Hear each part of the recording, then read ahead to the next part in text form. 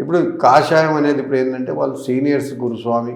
ఇప్పుడు దీంట్లో ఎందుకంటే మనం ఇంకా లోతుగా పోలేదు కాబట్టి నేను చెప్తున్నా.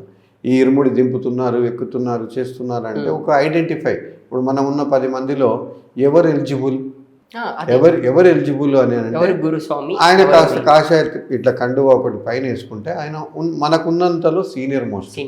అయితే ఆ సీనియర్ మోస్ట్ దేనికి ఉపయోగపడ్డది అని అంటే ఆయన ఒక 4 సంవత్సరాలు 5 సంవత్సరాల తర్వాత ఆయన ఒక సీనియర్ కాబట్టి ఆ బాధలన్నీ ఆయన 5 సంవత్సరాలు వెనకాల చూశాడు కాబట్టి 6వ సంవత్సరం ఎవరైతే కొత్తగా వస్తున్నారో ఆయన పేరే కన్యస్వామి. ఆయన అలాంటి బాధలు పడద్దు. కాస్త నొప్పి ఉంది, తలకాయ ఉంది, లేదా మనం కాళ్ళు కడుక్కోవాలి, చేయాలి, టాయిలెట్కి వెళ్ళాలి, ఇలాంటివన్నీ ఉంటే కాస్త ఆయన సీనియర్ ఉన్న వ్యక్తి ఆయన అక్కడ జాగ్రత్త పట్టుకుంటాడు. అప్పట్లో కింద పెట్టేవాళ్ళు కూడా కాదు, ఇప్పుడు ఏదో పెట్టేస్తున్నారు ఎక్కడంటే అక్కడ. అది అలా పెట్టకుండా ఆ సీనియర్ ఉన్న వ్యక్తికి ఇది ఎలిజిబుల్ ఉండేదన్నమాట. ఆయన ఒకటి కాదు 4 ఉన్నా పట్టుకోవాల్సిందే, 5 ఉన్నా పట్టుకోవాల్సిందే, కింద పెట్టద్దు. ఇప్పుడు రాను రాను మనకి ఏమైపోయిందంటే ఆ సీనియరు జూనియరు అనే మాట అన్నీ పోయినాయి, పద్ధతులు కాస్త సడలించినాయి.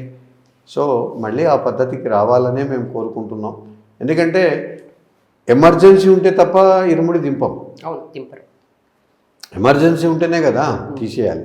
అందుకని చెప్పేసి ఇప్పుడు గ్రూపే ఒకసారి మనం అంతా కూడా రెస్ట్ ఎప్పుడు దింపాలి, గ్రూప్ అంతా ఒక దగ్గర స్టే చేస్తున్నామంటే తప్పకుండా అది దింపాలి.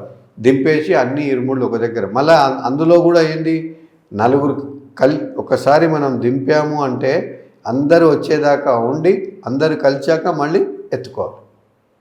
అట్లా ఉండేది. ఇప్పుడు ఏముంటుంది, గ్రూప్ వస్తున్నారు, 50 మంది ముందు వెళ్ళిపోతున్నారు, 50 మంది తర్వాత వెళ్తున్నారు, వీళ్ళ దర్శనాలు ఇక్కడే ఉంటున్నాయి, వాళ్ళ ఇంటికి వెళ్ళిపోతున్నారు. నేను ట్రైన్లో వెళ్ళా అంటాడు, నేను ఫ్లైట్లో వెళ్ళి ఒక సిస్టమేటిక్ అనేది ఇప్పుడు కొంచెం తగ్గింది. లేదు అని కంటే కూడా తగ్గింది అని